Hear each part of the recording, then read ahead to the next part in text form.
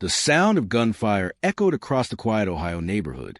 A young woman, only 31, fell to the ground outside her home, her hands clutching her stomach as blood soaked through her clothes. Neighbors screamed, running for cover. The shooter fled in a black sedan that screeched off into the night. Her name was Megan Thompson, a wife, a mother of two, and a woman who had done something extraordinary just 3 months earlier. She had donated one of her kidneys to save her mother-in-law, Patricia Green, who had been gravely ill.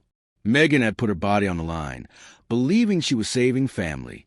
But the very woman she saved had now paid money to have her killed. As Megan lay on the cold pavement, sirens wailed in the distance.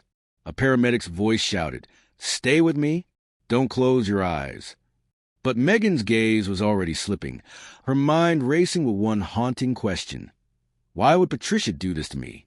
Megan Thompson's life looked ordinary from the outside. She lived in a modest home in Columbus, Ohio, with her husband Daniel and their 2 children, ages 6 and 9. Megan worked part-time as a dental assistant, and Daniel worked at a local auto shop. They weren't rich, but they were happy. At least, that's how it seemed to anyone who looked in. Family meant everything to Megan. She had grown up in a broken home where she often had to take care of herself. So when she married Daniel, she promised herself she would create a safe, loving family no matter the cost.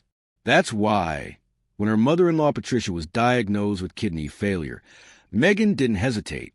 Doctors said Patricia needed a transplant, and none of her other relatives matched. But Megan did, against the warnings of friends who told her not to risk her health for someone who had never treated her warmly. Megan went through with it. The surgery was not easy. Megan spent weeks recovering, her body weak, her energy drained. She couldn't pick up her children or return to work right away. But she told everyone it was worth it. "I saved a life," she said, smiling. "I saved my husband's mom. That means something." To Megan, this sacrifice was proof of her love for her family. But beneath the surface, Patricia was not the grateful patient people expected her to be. She had always been cold to Megan, seeing her as the girl who married my son rather than a daughter-in-law. Even after the transplant, Patricia's thank yous were shallow, forced. At family dinners, Megan noticed Patricia hardly looked at her, almost as if saving her life meant nothing. Daniel tried to ease the tension. "She's just stubborn, Meg," he whispered one evening. "She'll come around. Just give her time." Megan nodded, but deep down she wondered if her mother-in-law would ever truly accept her. For a while, life returned to normal. Megan regained her strength, went back to work, and kept caring for her kids. Patricia seemed to be doing better too. The kidney was working and her health improved. But Megan couldn't shake the odd feeling that something was off. Sometimes when Patricia visited, Megan caught her staring, her eyes cold, calculating, as if she were hiding something. Then came a night everything changed. Megan had stayed late at the clinic, finishing paperwork before driving home. As she pulled into the driveway, she noticed a strange car parked down the street. She didn't think much of it until she stepped out of her vehicle. A man in a black hoodie appeared from the shadows. Megan barely had time to scream before the first shot rang out. The pain tore through her body as she crumpled to the ground, gasping for air. The man stood over her, his face hidden. He whispered something she couldn't fully hear, then ran to the waiting car that sped away into the night. Neighbors rushed outside, horrified, calling 911. Megan's last thought before everything went black was chilling. Was this random, or did someone I love send him? And in that moment, the peaceful life Megan had worked so hard to build was shattered forever. Blue and red lights flashed across the quiet Ohio street as police cruisers swarmed the scene. Neighbors stood huddled on their porches, whispering in fear as detectives ducked under yellow tape. The sound of radios crackled, mixing with the cries of Megan's children from inside the house. Daniel held them close, trembling, his eyes fixed on the ambulance where paramedics worked frantically to keep his wife alive. Detective Laura Martinez, a seasoned officer with 15 years on the force, arrived minutes later. She was tough, sharp, and known for never letting go of a case once it landed on her desk. As she stepped onto the driveway, she saw Megan's blood staining the pavement. This was no robbery gone wrong. No random act of violence. This was a hit, deliberate, precise, and cold-blooded. Laura walked over to Daniel, who was pacing back and forth, his hand shaking. "Mr. Thompson, I need to ask you some questions," Laura said firmly but gently. Daniel's voice cracked. "Why her? She doesn't have enemies. Megan would give a shirt off her back for anyone. Who could do this?" The detective didn't answer right away. She had seen this kind of scene too many times. The most brutal betrayals often came from those closest to the victim. Inside the ambulance, Megan's faint voice broke through the chaos. She was fighting to stay conscious. Laura rushed over, kneeling by her side. "Megan, I'm Detective Martinez. You're safe now. Can you tell me who did this?" Megan's lips trembled, her words weak. "A man, black hoodie. He said something about money." Her head tilted, eyes rolling back as the paramedic shouted, "We're losing her." The ambulance door slammed shut and sped off toward the hospital, sirens wailing. Laura stood frozen for a moment, her gut telling her this was no random shooting. The killer had been paid. But who would pay to kill a young woman who had just saved someone's life? The investigation began immediately. Officers canvassed the neighborhood, asking if anyone had seen the suspicious sedan that sped off. One neighbor, an older man named Joe, claimed he saw the shooter jump into a black Dodge Charger. "Didn't get the plates," he admitted, shaking his head. But that wasn't no kid messing around. He moved like he knew what he was doing. At the station, Laura reviewed the little evidence they had so far. Shell casings from a 9mm, security footage from a nearby gas station showing the Dodge Charger minutes before the shooting, and Megan's dying words about money. Then came the detail that made her stop cold. While interviewing Daniel, Laura asked if Megan had been in any conflicts lately. Friends, co-workers, or even family. Daniel hesitated, then sighed. "My mom, Patricia, they've never gotten along. But Megan gave her a kidney 3 months ago. Saved her life. That's the kind of person Megan is." Laura raised an eyebrow. "Your wife gave your mother a kidney?" "Yes," Daniel said, his voice breaking. "And the worst part is, I don't even think Mom was grateful." Laura scribbled in her notebook, her instincts sharpening. In her career, she had learned one truth. Sometimes the people you save are the ones who betray you the most. That night, as Megan lay in critical condition at the hospital, Laura stared at the caseboard, connecting threads. A healthy woman, loved by her community, targeted by a professional hitman. The only clue, money. But why would someone want Megan gone? And who had that much hate toward a woman who gave so much of herself? Then Laura got a call that made her blood run cold. The detectives had pulled bank records tied to Patricia Green. Just days before the shooting, large cash withdrawals had been made from her account. Was it possible? Could the very woman whose life Megan saved be the one who wanted her dead? Laura clenched her jaw, staring at Patricia's photo pinned to the board. The mother-in-law wasn't just a patient saved by her daughter-in-law's sacrifice. She was now looking like the prime suspect. And if Laura was right, this case was about to become the most shocking betrayal she had ever seen. Detective Laura Martinez knew from experience that the early days of an investigation were the most dangerous. Evidence could vanish, witnesses could forget, and killers, if they sense the heat, could strike again. She started with the most glaring lead, Patricia Green's finances. At the bank, the records spoke for themselves. 3 separate cash withdrawals in the weeks before the shooting. One for $5,000, another for $3,000, and one just 2 days before the attack for $7,500. All in crisp, untraceable bills. Laura tapped her pen against the paper. Enough to hire a professional. When she brought Patricia in for questioning, the 60-year-old woman sat stiffly in her chair, hands folded neatly in her lap. She wore a silk scarf and expensive perfume, as if she had dressed for control. "Mrs. Green," Laura began, keeping her tone even, "I need to ask you about some recent cash withdrawals." Patricia's lips curled into a thin smile. "I don't see how my personal finances are any of your business." Laura leaned forward. "A young woman, your daughter-in-law, was shot outside her home. The same daughter-in-law who gave you her kidney. You don't think that makes it my business? For a split second, Patricia's eyes flickered with something. Irritation, maybe even guilt, but it vanished as quickly as it appeared. I love Megan, she said flatly.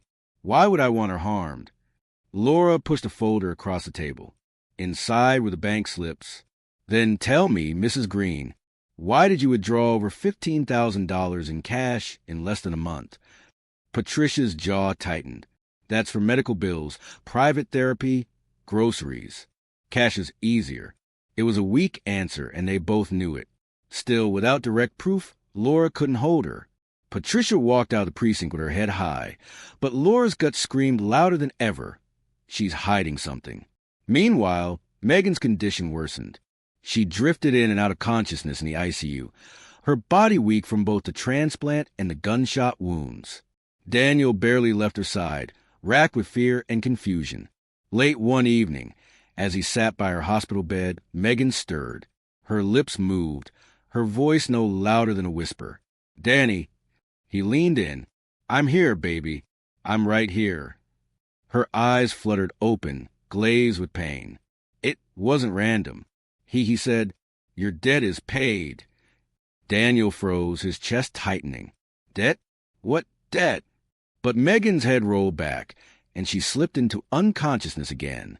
The next morning, Daniel told Detective Martinez exactly what she had said. Your debt is paid. Laura's mind raced. To her, those words sounded like a transaction had been completed. A contract. A deal. And Megan wasn't the one who owed a debt. Somebody else did. The problem was proving it wouldn't be easy. Over the next week, the investigation stalled. The Charger had been stolen. The plates swapped. The shooter had left no fingerprints, no DNA. Neighbors couldn't give more than vague descriptions. The press began circling. Headlines read, Ohio woman survives kidney surgery. Targeted in driveway shooting. Hero or target.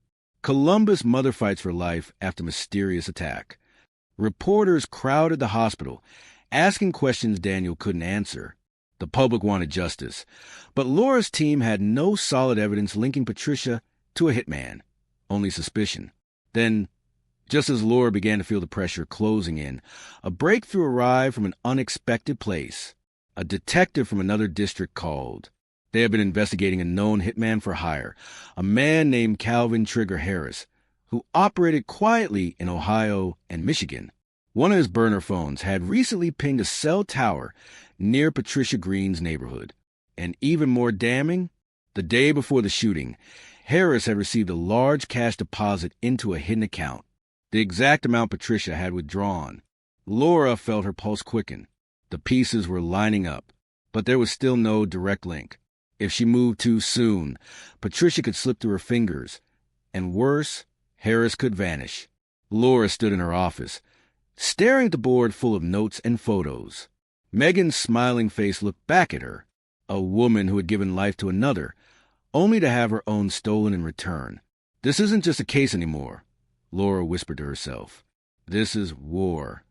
And with that, she decided she would go after Calvin Harris first. If she could break him, Patricia's secrets would all come spilling out. But Laura didn't know yet. Harris already knew the police were on his trail. And when a cornered killer feels the walls closing in, he doesn't just run. He strikes back. Detective Laura Martinez knew the name Calvin Trigger. Harris carried weight in the criminal world. He wasn't sloppy. He wasn't reckless. He was the kind of man who left no trails. But for the first time, Harris had made a mistake. His burner phone had lit up too close to Patricia Green's neighborhood. Laura and her partner, Detective Mike Donovan, began to dig. Harris had a reputation for being invisible. He drifted from town to town, staying in cheap motels, using fake names, always one step ahead. But everyone had a weakness, and Laura was determined to find his. The first lead came from a surveillance camera outside a pawn shop in Cleveland. Harris was caught on tape pawning a gold watch, an unusual move for someone as careful as him. Laura leaned forward as she studied the grainy footage. The date and time? Just 2 days before Megan was shot. That's him, Laura said, her voice sharp with certainty. And look at the car. Black Dodge Charger. Same model the witnesses described. Mike frowned, but he dumped it after the hit. We'll never find it. Laura tapped the table. Then we follow the watch. No hitman pawns jewelry unless he's desperate for fast cash. They tracked the watch back to a break-in weeks earlier. Harris had likely stolen it during one of his side jobs. That gave them leverage, burglary charges to hold over his head once they caught him. But catching him wouldn't be simple. Every time they closed in, Harris slipped away. They raided a motel in Toledo where he had checked in under a fake name. The room was empty, reeking of cigarette smoke, the bedsheet still warm. On the table sat a half-eaten sandwich, the soda can sweating. He had been there hours before. Laura clenched her fists. He's playing with us. The deeper they dug, the darker it got. Harris had a long history of quiet contracts. Rumors spread they charged $15,000 flat for a clean job. No questions asked. Exactly the amount Patricia had withdrawn. Meanwhile, Megan's condition worsened. After surgery, infection set in. Doctors fought to stabilize her, but her immune system was weak from the kidney donation. Daniel sat by her side every night, begging her to fight. Sometimes she whispered his name. Sometimes she drifted into nightmares, whispering fragments. Why her? The weight of it all pushed Daniel to the edge. One night, he stormed into Laura's office. "You know it's my mother, don't you?" His voice shook with anger. "Just say it." She never wanted Megan in this family. She hated her, and now she's trying to erase her. Laura stayed calm. "Daniel, I can't accuse her without proof. If I rush this, she walks free. And Megan deserves justice, not guesses." Daniel slammed his fist against the desk. "Then hurry, because Megan doesn't have much time." Laura took the blow in silence. She understood his pain, but she also knew the case was hanging by a thread. If Harris vanished, they'd lose everything. 2 days later, the thread snapped. The police finally got a hit on Harris's location, a rundown auto shop outside Dayton. When Laura and her team stormed in, guns raised, the place was deserted. The lift was still running, oil dripping onto the floor. On the wall, scrawled in black spray paint, were 3 chilling words. "Stop looking, cop." Mike swore under his breath. He knows we're after him. This isn't just a chase anymore. He's coming after us. Laura stared at the words, her stomach twisting. This wasn't just a message. It was a warning. Harris wasn't running scared. He was baiting them. And if Harris was bold enough to taunt the police, then Megan, and anyone else standing in the way, was in even greater danger. That night, Laura couldn't shake the feeling that time was slipping through her fingers. Patricia was smug, hiding behind her money and her cold smiles. Harris was in the wind, mocking them. And Megan? Megan was fighting for her life in a hospital bed, unaware that the man who tried to kill her wasn't finished yet. As Laura pinned Harris's photo to the center of the board, she whispered to herself, "He's not done, not until someone else bleeds." Detective Laura Martinez hadn't slept in 2 days. Coffee cups littered her desk. Case files spread everywhere like a storm had blown through. The Harris trail was hot and cold at the same time. Every lead felt solid until it dissolved into smoke. And the word scrawled on that auto shop wall still burned in her mind. "Stop looking, cop." She had been warned before in her career. But something about this was different. This wasn't just a hitman lashing out. It was personal. That morning, just as the team was dragging from exhaustion, a breakthrough came from the most unlikely place, a jailhouse informant. The man, serving time for robbery, demanded to see Laura. When she sat down across from him, he leaned forward with a sly grin. "I hear you're hunting Trigger Harris," he said. Laura kept her face calm. "What do you know?" The man's grin widened. "He's been talking about a job, bragging, even. Said it was the sweetest gig ever. A woman paid him cash to take out her own daughter-in-law. Said the family drama made it easy." Laura's pulse spiked. "Did he give a name?" The inmate nodded. "Yeah, he called her Patty. Said she dressed like a queen, but her heart was rotten. Kept saying she wanted her problem gone for good." It was a smoking gun Laura needed. Finally, a direct tie between Patricia Green and Calvin Harris. But without Harris himself in custody, the testimony of a criminal wasn't enough to hold up in court. They needed Harris to confess or slip up, and then, almost like fate, he did. 2 nights later, Harris made a mistake.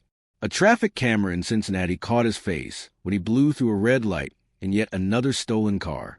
It was grainy, but it was him. More importantly, he was alone, and he wasn't wearing gloves. That meant fingerprints. The car was later found abandoned behind a strip mall. Forensic techs dusted it, and for the first time, Harris had left something behind, a partial fingerprint on the rear-view mirror. It matched his file. Laura and Mike high-fived in the lab. "We've got him," Mike whispered. But then, just as they celebrated the small victory, the case took a terrifying twist. Hospital security called Laura at dawn. Megan had been attacked again, inside her own hospital room. Someone had cut the power for 5 minutes, plunging the ICU into darkness. When nurses rushed in, they found Megan's 4-line tampered with, a pillow shoved near her face. She was barely breathing when staff intervened. Daniel was hysterical. "They're trying to finish the job. She's not safe here." Laura's blood ran cold. If Harris was behind this, then he wasn't just working for Patricia anymore. He was tying up loose ends. And that meant Patricia might have paid him to go further than she'd originally planned. Laura stormed into Patricia's home later that morning. The older woman sat calmly in her plush armchair, sipping tea, as if the world outside didn't matter. "You're running out of places to hide," Laura snapped. "We know about the withdrawals. We know about Harris. And now Megan's been attacked in her hospital bed. That's attempted murder. Patricia." Patricia set down her teacup slowly, her voice calm but laced with venom. "Detective, do you have any idea how much trouble you're in, accusing me like this without proof? I could destroy your career." Laura leaned in close. "You already destroyed your own family. And I promise you, I will not stop until you're in handcuffs." For the first time, Patricia's mask slipped, her jaw clenched, her eyes flashing rage. But she said nothing. That night, Laura sat alone in her car outside the Green residence, watching the lights flicker inside. Something about Patricia's calmness gnawed at her. This wasn't just about a mother-in-law disliking her son's wife. It was deeper.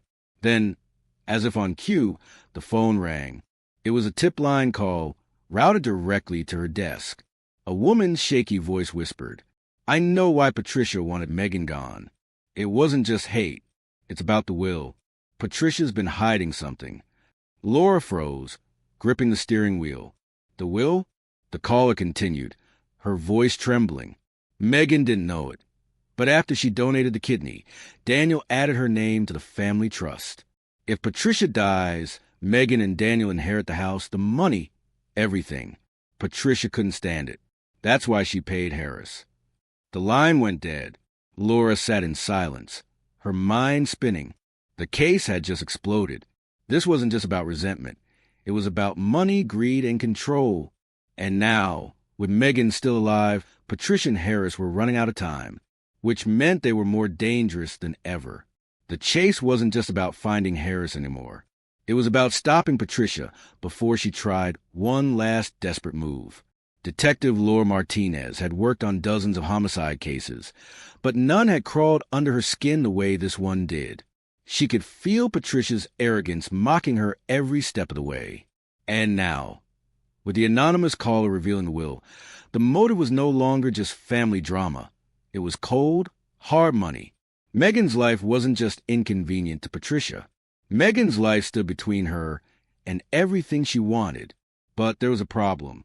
The will itself wasn't enough to put Patricia away.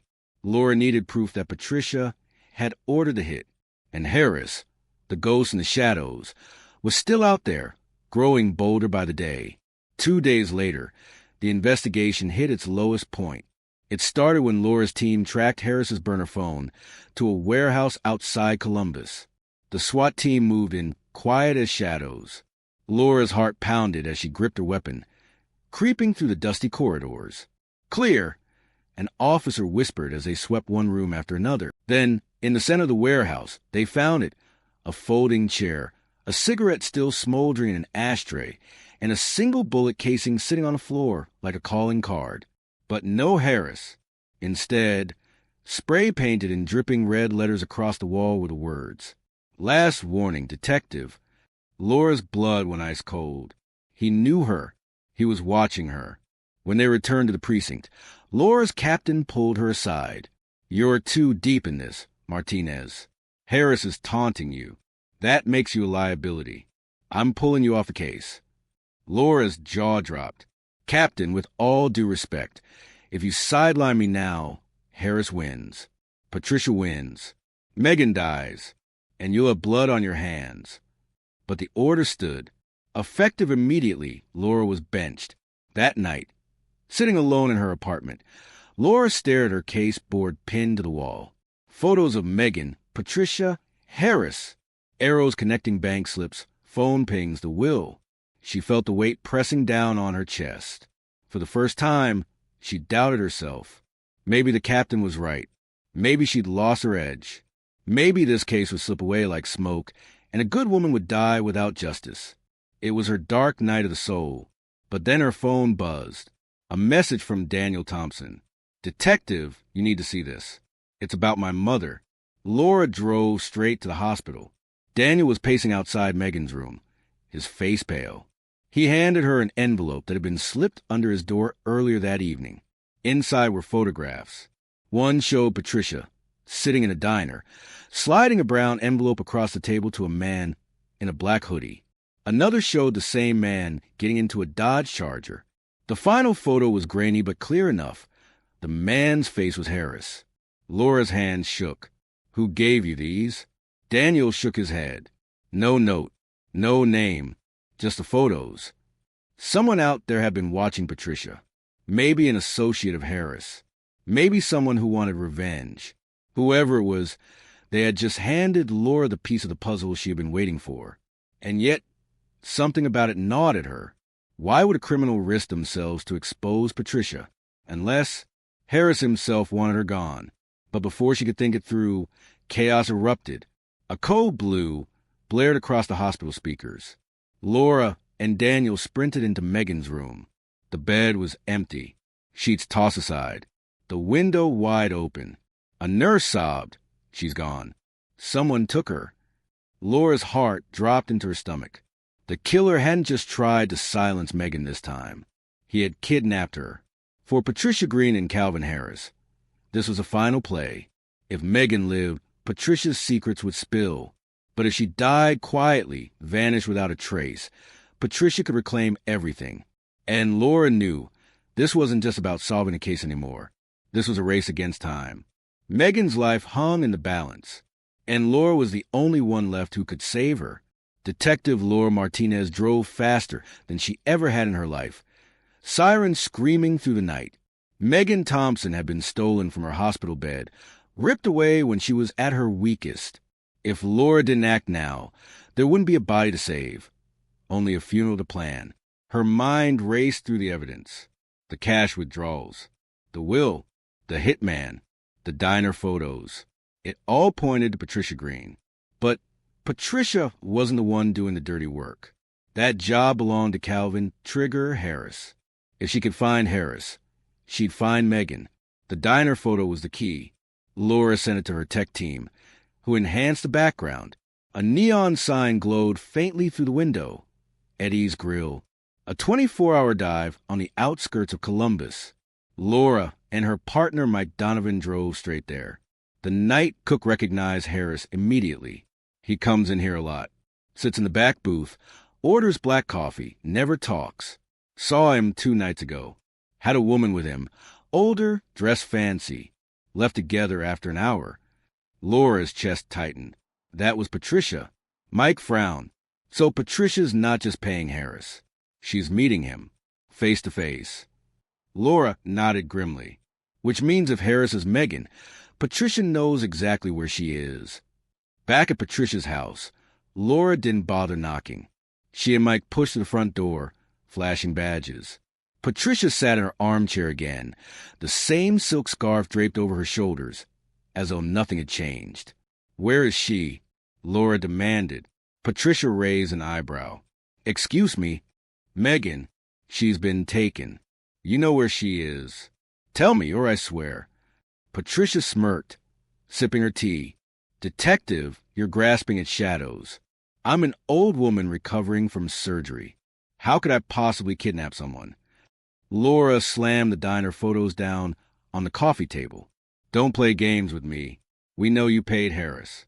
We know you wanted Megan gone. Because of the will. If she dies, you and everything. For the first time, Patricia's face faltered. Her hand trembled just slightly as she set the teacup down. But then she composed herself. You have no proof. No tapes. No witnesses. Nothing that ties me directly to the supposed hitman. Laura leaned in close, her voice low and deadly. Maybe not yet, but Megan is alive. And when we find her, she's going to tell us everything. And you? You'll spend the rest of your life rotting in a cell. Patricia's smile faded. For the briefest moment, hatred flickered in her eyes like a flame. Laura left the house with Mike seething. She knows. She's smug because she thinks Harris will finish Megan before we can get to her. Hours later, just before dawn, a new lead broke the case wide open. A patrol officer found Harris's abandoned Charger in an empty parking lot. Inside the trunk were Megan's hospital gown and 4 tubing. Blood smeared on the fabric. But there was also something Harris hadn't meant to leave behind. A crumpled receipt from a hardware store. The timestamp was less than an hour old. On the receipt, duct tape, rope, and a padlock. Laura's heart raced. Harris wasn't finished yet. He was preparing to lock Megan away. The store security footage showed Harris loading the supplies into the back of a rusted pickup truck. And in the passenger seat, Megan, barely conscious, her head slumped forward. Laura grabbed the mic. All units, we have a positive ID. Suspect is mobile in a rusted red Ford pickup. Tag numbers coming now. Move. The chase was on. Helicopters scanned the highways. Squad cars spread out across rural Ohio roads. Harris was trying to vanish into the countryside, but Laura knew the terrain. He wasn't running to hide. He was running to bury. After an hour of pursuit, they finally found the truck abandoned near an old farmhouse. The front door hung open, swaying in the wind. Laura and Mike entered carefully, weapons drawn. The air smelled of mold and rust. Somewhere in the distance, they heard muffled cries. Megan, Laura whispered. They kicked down the basement door. And there she was, Megan, tied to a chair, duct tape over her mouth, eyes wide with terror. Harris stood beside her, gun in hand, his finger twitching on the trigger. You come any closer, Harris snarled. And she dies? Laura's pulse thundered in her ears. This was it, the final standoff. Put the gun down, Harris. Laura ordered, steady as stone. It's over. But Harris just grinned, his teeth glinting in the dim light. Not for me. Not yet. And in that suffocating basement, with Megan's life hanging by a thread, Detective Laura Martinez realized the truth. This wasn't just about catching a killer anymore. It was about surviving him. The basement was suffocating. Damp concrete, the flicker of a single bulb, the sharp stench of fear. Megan's muffled cries filled the air as Calvin Trigger Harris pressed the gun closer to her temple. His eyes burned wild, his finger tight on the trigger. Detective Laura Martinez raised her hand slightly, her weapon still pointed steady. Her partner Mike stood just behind her, gun trained. Every second stretched like a knife's edge. Harris, Laura said, her voice low and calm. You're smart. You don't want to die here. Harris sneered. Smart? I'm the best at what I do. 15 grand for a job clean and easy. But now, you cops ruin everything. And he jerked his head at Megan. She's worth more dead than alive. Laura's heart raced. That's what Patricia told you, right? She promised the money, told you to erase her problem. But you know what happens when Megan dies? Patricia walks away rich while you rot in prison. For the first time, Harris hesitated. The grin faltered. Laura pressed harder. She doesn't care about you. You're disposable. Just a gun she rented. The moment you pull that trigger, she cuts ties and leaves you for dead. Is that how you want to go out? Harris's jaw clenched. The gun wavered, just slightly. Mike seized a moment. Drop it, Harris. Last chance. The hitman let out a guttural roar and swung the gun toward Laura. 2 shots cracked through the basement.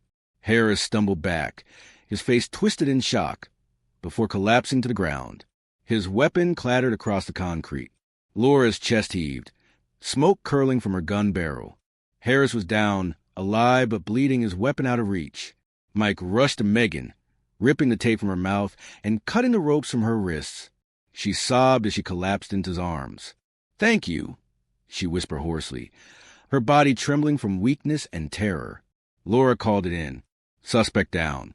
Victim safe. We need medics now." The aftermath moved fast. Harris survived the shooting and was rushed into custody under heavy guard. When confronted with the diner photos, the bank records, and the testimony of the jailhouse informant, he finally cracked. "Yes," he admitted in a low, broken voice.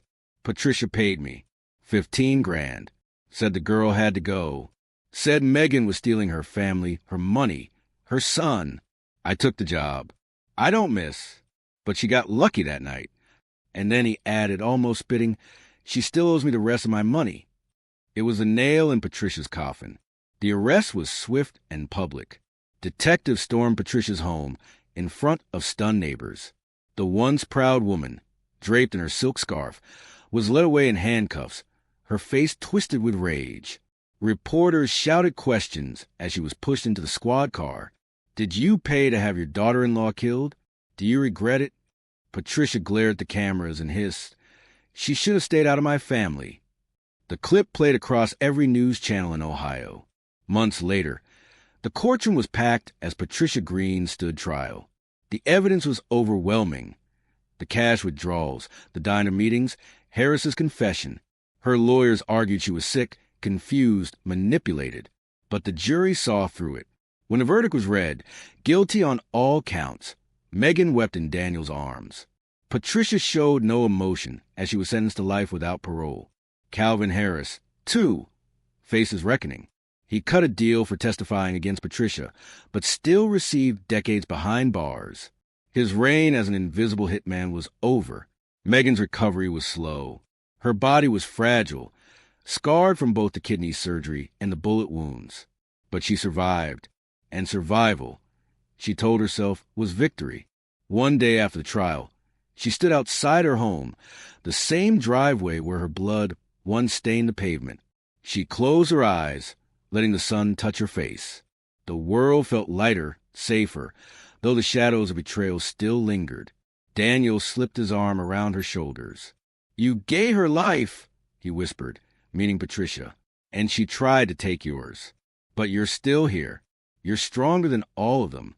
Megan nodded, her eyes wet but fierce. "She tried to erase me, but I'm not going anywhere." Detective Laura Martinez visited them once more before the file closed. She stood quietly at the door, watching Megan smile weakly as her children clung to her waist. A family that had nearly been destroyed was still standing. Laura felt a rare warmth in her chest. Not every case ended this way. Too often the killer won, but not this time. As she turned to leave, Daniel called after her, "Detective, thank you. You saved her." Laura gave a small smile. "No, she saved herself. I just made sure justice followed." And so the story of betrayal, greed, and survival ended with the truth laid bare. An Ohio woman had given her kidney to save her mother-in-law. 3 months later, that same mother-in-law had paid a hitman to kill her. But against every odd, through bullets, betrayal, and blood, Megan Thompson lived. And Patricia Green would die behind bars, haunted by the one fact she could never erase. The daughter-in-law she tried to destroy would forever be the one who saved her life.